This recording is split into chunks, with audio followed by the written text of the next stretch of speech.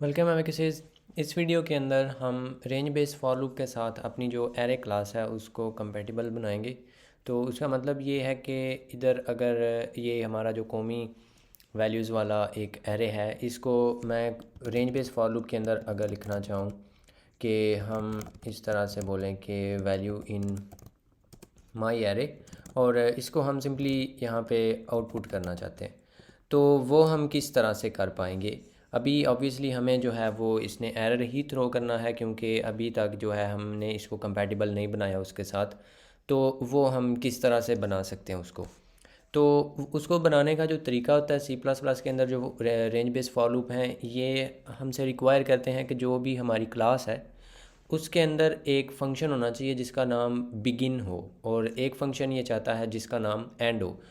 And हो मतलब नहीं, एंड हो। ओके। तो जो है हमारे पास कंटेनर क्लासेस हैं, जैसा कि स्ट्रिंग है या फिर वेक्टर है, या और भी जितनी जितनी भी कंटेनर क्लासेस हैं सी प्लस प्लस के अंदर बिल्ट इन, जो एस टी एल के अंदर आती हैं, उन्होंने वो चीज़ ऑलरेडी बनाई हुई है। इसलिए अगर आप कोई वेक्टर इधर लिखते हैं, किसी भी वेक्टर का नाम या किसी S T D vector array का, तो या और भी जो कंटेनर्स हैं, तो वो ऑटोमेटिकली जो है वो इसको पिक कर लेता है, क्योंकि उसने उसके अंदर बनाया हुआ है वो वाला फंक्शन। तो अभी मैं आपको बताता हूँ और आपको इसकी समझ भी आ जाएगी। इसमें कोई इतनी कॉम्प्लिकेट चीज़ नहीं है, बहुत सिंपल काम है। तो इसका मतलब है कि यहाँ पे ना हमें एक इसका गेटर बनाना पड़ेगा। एक्चुअली दो गेटर्स हमें बनाना पड़ेंगे, और उनके जो नाम हैं वो भी स्पेशल काइंड ऑफ नेम होते हैं। तो वो नाम भी हमें वही एग्जैक्ट रखना पड़ेगा, क्योंकि जो कंपाइलर है वो उसी नाम से उसको देखता है। तो हम ना इसकी रिटर्न टाइप ऑटो से डिड्यूस कर लेते हैं, लेकिन इसकी जो टाइप होती है ना वो इटरेटर होता है। और ये एक्चुअली हमें इटरेटर मतलब कि पॉइंटर पॉइंटर रिटर्न करता है, ये उस टाइप का जिस भी टाइप का हमारा एरे है। तो हमारे पास एरे है 64 बिट इंटीजर, तो उसका ये हमने इसमें से पॉइंटर रिटर्न करना है। तो इसके ना दो तरीके हैं, और मैं दोनों आपको बताता हूँ कि किस तरह से आप इसको कंपैटिबल बना सकते हैं। अभी इस क्लास के अंदर हूँ मैं, जिस क्लास को हम करना चाहते हैं, और इसके अंदर ना मैं एक फ़ंक्शन बनाऊँगा और उसका नाम होगा बिगिन। और ये जो है ये लेगा कुछ भी नहीं, एम्प्टी होगा। और ये ना रिटर्न करेगा, अगर आप इसको इधर से ही इधर ही कर दें कि रिटर्न ये करता है। अब ये जो रिटर्न करने के लिए ना हम इसकी एक बिल्ट इन लाइब्रेरी, उस लाइब्रेरी को हम यहाँ पे इंक्लूड कर सकते हैं, और उसका नाम है इटरेटर। और इसके अंदर एक फंक्शन है हमारे पास, और भी लाइब्रेरीज़ के अंदर है, लेकिन इसके अंदर भी है वो डिफ़ाइन होया हुआ। तो हम उसी को यूज़ कर लेते हैं, और वो है एस टी डी के अंदर बिगिन। और बिगिन अगर हम इसको बोलते हैं कि दिस का जो एम एरे है उसको आपने उसका जो बिगिन है वो रिटर्न करना है। तो ये एक्चुअली क्या करेगा कि ये जो बिगिन होता है ना, ये कोई भी आप इसको यहाँ पे कंटेनर देते हैं, और उसका जो पहले एलिमेंट का पॉइंटर होता है ना, यानी कि पहले एलिमेंट का जो एड्रेस है ये वो रिटर्न कर देगा। तो जब आपने ये एक्चुअली जो है यहाँ पे आप देख सकते हैं कि इस केस में ये इंटीजर जो है 64 बिट का पॉइंटर रिटर्न करेगा। तो अगर हम इसको ये दे रहे हैं क्योंकि, तो इसलिए तो ये इसने खुद ही देख लिया कि इसकी टाइप क्या है, और इसका जो फर्स्ट एलिमेंट पे यानी कि एरे एट ज़ीरो होगा ना, उसका एड्रेस ये रिटर्न करेगा। तो ये बिगिन मतलब कि जिधर से शुरू हो रहा है। तो अब अगर आप इसकी टाइप देखते हैं तो ये यहाँ पे इसने वॉइड लिखा हुआ है, पता नहीं क्यों, क्योंकि हमने इसको अभी रिटर्न नहीं किया। तो यहाँ पे रिटर्न लिखना होगा, तो रिटर्न लिखेंगे तो अब इसकी जो टाइप है वो इंटीजर का जो पॉइंटर है वो हो गई है ऑटोमेटिकली, क्योंकि हमने यहाँ पे ऑटो लिखा हुआ है। आप वो डायरेक्टली भी लिख सकते हैं, वो कोई मसला नहीं है। तो अब ये एक हो गया, और इसी तरह से हमारा जो एंड है वो भी होगा, और उसका नाम हमने एंड रखना है, और वो होगा एंड के लिए। और अब जो है ना इस क्लास को कोई मसला नहीं है, यहाँ से आपका जो एरर है वो भी चला गया हुआ है। और इतना अब जो है इसमें और कोई आपने चेंजेस नहीं करनी है। आप इसको यहाँ पे इवन जो रेफरेंस है वो भी कर सकते हैं, या जो होता है आर वैल्यू रेफरेंस वो भी आप कर सकते हैं। तो वो आप पे डिपेंड करता है। तो हम इसको बाय वैल्यू ही कर लेते हैं, कोई मसला 64 बिट का इंटीजर ही है। तो इसको इतना जो है इसको अगर हम रन करें तो ये हमें ना इसमें एक छोटी सी प्रॉब्लम होगी, तो वो हम देख लेते हैं। यहाँ पे ये ज़ीरोज़ जो हैं इसके साथ ही आ रहा है, और यहाँ पे ऊपर हमारे जो एक्चुअल वैल्यूज़ हैं वो हैं। तो ये ज़ीरोज़ जो हैं ये आ रहे हैं क्योंकि हमने जो हमारी क्लास है, इधर तक तो हमने जो हमारी वैलिड वैल्यूज़ हैं ये वाली हैं। तो उसके बाद जो है ना क्योंकि हमने जो एंड इसका लिखा है ना, ये वाला एंड फंक्शन, ये एंड रिटर्न कर रहा है इस एरे का, और इस एरे का एंड होगा जो भी इसका लास्ट इंडेक्स है। लास्ट इंडेक्स है इसका 99, तो 99 वो जो है ना इसको रिटर्न कर देगा, 99 पे जो इसका पॉइंटर है वो रिटर्न कर देगा।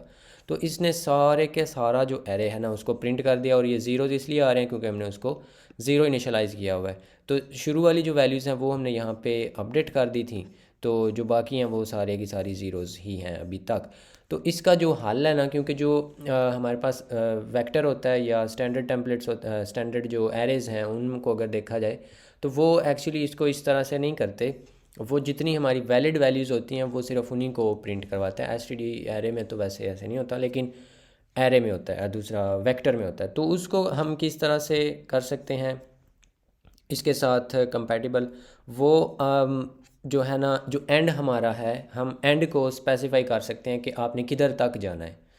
तो अब क्योंकि जो इसका दूसरा तरीका है वो मैं आपको बताता हूँ, और उसके लिए हमें ये इटरेटर क्लास नहीं चाहिए, सॉरी जो लाइब्रेरी है वो। और इसको मैं यहाँ से हटा के, तो हम अपनी जो है सोर्स फाइल, हम उसके अंदर ही इसको डिफ़ाइन कर लेंगे। और मैं इसको इधर आ जाता हूँ, और इधर आके तो इन ऑपरेटर से पहले कर लेते हैं। इधर मैं लिखता हूँ ऑटो, एरे के अंदर है बिगिन, और इसके अंदर हमने रिटर्न करना है जो दिस का एम एरे है उसको। तो एम एरे को रिटर्न करने का मतलब क्या है कि ये उसका जो पॉइंटर हो, क्योंकि हम एरे का नाम सिंपल अगर लिखते हैं तो उसका मतलब होता है कि ये उसका पॉइंटर की बात हो रही है।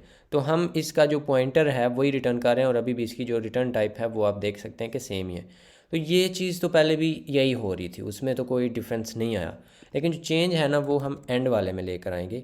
तो एंड वाला यहाँ पे मैं लिखता हूँ, और आपको पता होना चाहिए कि किस तरह से एरे जो है, एरे का नाम जो है वो सिंपल एक पॉइंटर होता है, और हमें चाहिए इतनी वैल्यूज़ जितनी हमने उसको असाइन की हैं। और ये वाली वैल्यूज़ हम किस वेरिएबल से एक्सेस करवा सकते हैं? ये वैल्यू हम एक्सेस करवा सकते हैं कि हमारे पास कितने टोटल वेरिएबल्स जो हैं वो हमने, वेरिएबल नहीं, जितने हमने एलिमेंट्स जो हैं वो इसके अंदर पुश करवा दिए हैं, वो हमें पता चल सकता है उसके साइज़ से।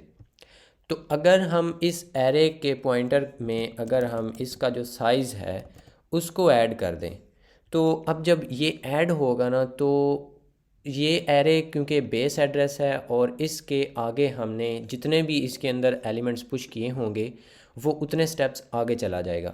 इस केस में हमने 6 एलिमेंट पुश किए हुए हैं, तो इसका एंड जो है ना वो 6th इंडेक्स पे हो जाएगा। इसका मतलब फिर ये है कि 0 से स्टार्ट करना है, प्लस हमने आगे जाना है 6, क्योंकि इस केस में हमने जो हमारा जो एरे का साइज़ है वो है 6, तो वो 6 एलिमेंट्स आगे जाएगा और इधर इसका एंड कर देगा, क्योंकि हम इसको ऐड कर रहे हैं। अगर आप अंडरस्टैंडिंग के लिए इसको इस तरह से पैरेंथेसिस में भी डाल सकते हैं, वैसे उसकी ज़रूरत कोई नहीं है। जब ये हम इसके अंदर डालेंगे तो अब ये इसका जो पॉइंटर है वो बन जाएगा इस तरह से कि आप बेस से स्टार्ट होंगे और आप जितना भी उसका साइज़ है उतना आगे जाएंगे, और उधर ही हमारा एंड हो जाता है।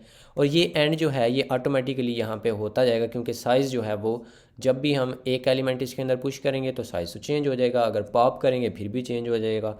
तो अब अगर हम इसको टेस्ट करते हैं जो इस तरह से, तो अब हमें एरर हमें इसलिए आ रहा है क्योंकि जो यहाँ पे हमने इसकी जो टाइप इधर लिखी है उसमें हमने जो ऑटो यूज़ किया है, इस ऑटो की वजह से आ रही है। क्योंकि ऑटो अगर हमने यूज़ करना हो तो फिर हमें जिधर उसकी प्रोटोटाइप है हमें उधर ही करना होगा, क्योंकि जब कंपाइलर इसकी लिंकिंग करता है एंड पे, तो उस टाइम पे वो इसकी टाइप डिड्यूस इधर नहीं कर सकता, क्योंकि इधर इसकी कोई रिटर्न स्टेटमेंट नहीं है। रिटर्न स्टेटमेंट जो है वो इधर हो रही है, तो इसकी वजह से वो उसको जो है वो कन्फ्यूजन हो रही है। तो हम इस ऑटो की बजाय जो है वो हम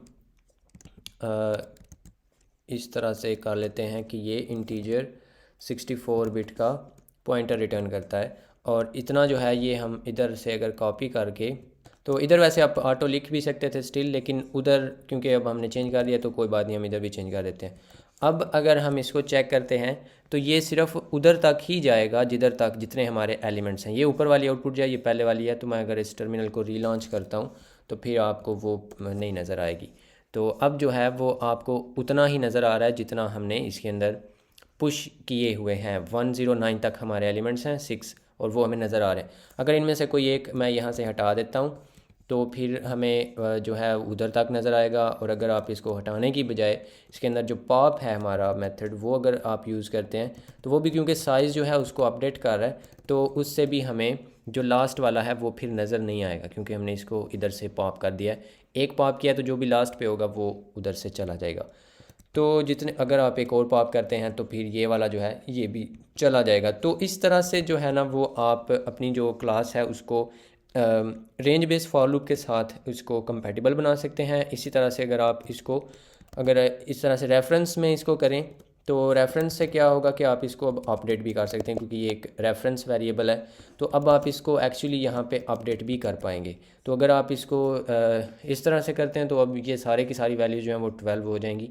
तो और आप उसको बाद में भी अगर एक्सेस करते हैं तो वो सारे की सारी 12 ही होंगी, अगर आप उसको अपडेट किए बिना भी करते हैं। मतलब अगर आप इसको इस पे हमारा जो ये वाला है डिस्प्ले उसको भी अगर आप कॉल करते हैं तो अब क्योंकि इसके अंदर हमने उसको 12 कर दिया हुआ है तो इसको अगर मैं यहाँ से हटा देता हूँ क्योंकि वो डबल उसकी आ जाएंगी, तो आपको क्योंकि हमने इसको रेफरेंस इधर लिया हुआ है उसका, तो रेफरेंस की वजह से हमने उसको अपडेट कर दिया। तो जब मैं इसको बाद में अब कर रहा हूँ तो वो अब इस तरह से हो रहा है। और अगर आप इसको रेफरेंस से नहीं लेते, इसको बाय वैल्यू लेते हैं, तो जो पहले वाली वैल्यूज़ होंगी वही रहेंगी। ये जो है इधर क्योंकि कॉपी बन रही थी तो कॉपी जो है उससे वो बस इधर ही कॉपी बन रही है, तो वो एक्चुअल उस एड्रेस की बात नहीं हो रही।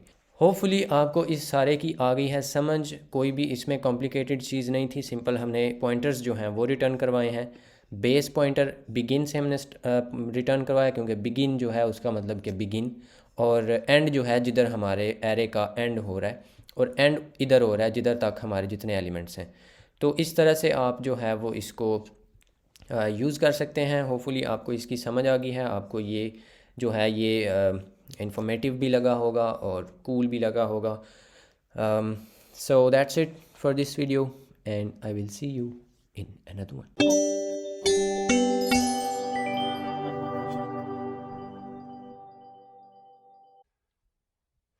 Just do it! Yes, you can! Just do it!